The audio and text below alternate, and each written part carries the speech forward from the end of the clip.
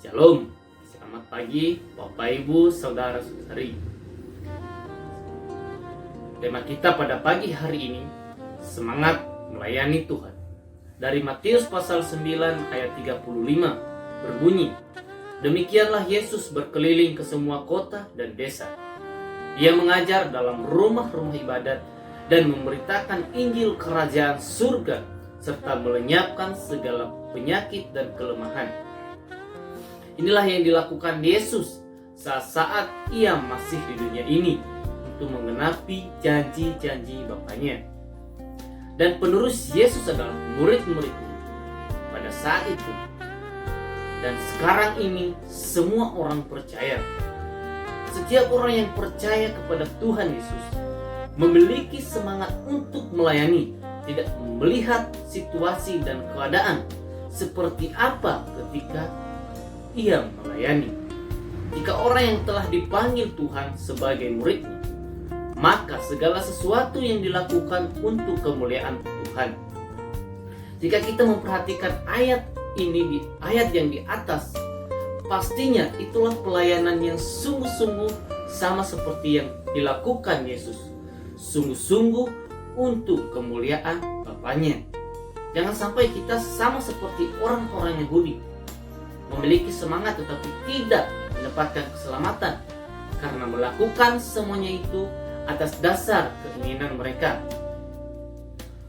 Jika melihat perikop ini dan perikop sebelumnya, Yesus melakukan banyak mukjizat, dan perikop setelahnya Yesus memberikan kuasa kepada murid-muridnya untuk mengusir roh jahat dan melenyapkan segala penyakit dan kelemahan yang sedang dialami oleh setiap orang pada saat itu. Secara khusus di dalam ayat 35 ini dikatakan Yesus berkeliling ke semua kota dan desa. Untuk apa Yesus berkeliling ke semua kota dan desa? Untuk melakukan pekerjaannya yang telah diperintahkan Bapaknya. Sehingga setiap orang yang dapat mendengarkan ajaran dan kabar baik yang Yesus sampaikan dapat mendengarkan dengan sungguh-sungguh. Semuanya itu dilakukan karena Yesus mengasihi semua orang, khususnya pada saat itu kota dan desa-desa Israel. Gerakan yang timbul dalam hati Yesus dalam melakukan pelayanannya adalah oleh karena kasih. Dikatakan di dalam ayat 5 bahwa mengajar. Yesus berkeliling untuk apa? Yesus berkeliling untuk mengajar orang-orang yang ia temui tentang Injil Kerajaan Surga, supaya mereka dapat mendengarkan dan percaya terhadap kabar baik tersebut. Sebagai seorang guru atau rabi orang Yahudi, mempunyai kebiasaan untuk beribadat pada hari Sabat dan mengajar di rumah-rumah ibadat.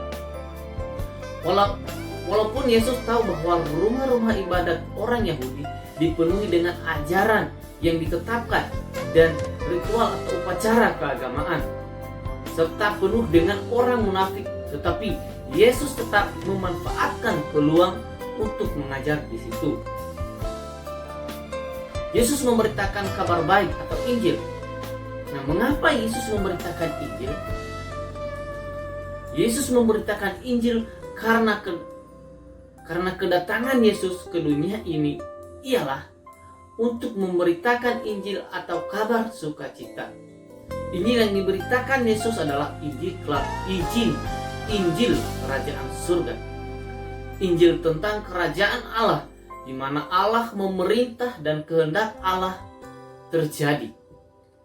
Isi Injil ini ialah undangan untuk bertobat kepada Allah. Dikatakan di dalam Matius pasal 4 ayat 17, bertobatlah sebab kerajaan Allah sudah dekat. Dengan kedatangan Yesus di dunia ini, kerajaan surga telah datang. Kerajaan surga menjadi kabar sukacita karena setiap orang yang bertobat akan mendapatkan belas kasihan dari Allah. Pelayanan yang dilakukan Yesus bukan hanya menyembuhkan secara rohani, tetapi juga kesembuhan secara fisik. Dalam pemberitaan Injil Kerajaan Surga, sering sekali diikuti dengan penyembuhan. Sehingga ini juga menyebabkan banyak orang datang dan berbondong-bondong mengikuti Yesus untuk melihat tanda-tanda dan mujizat yang Yesus kerjakan.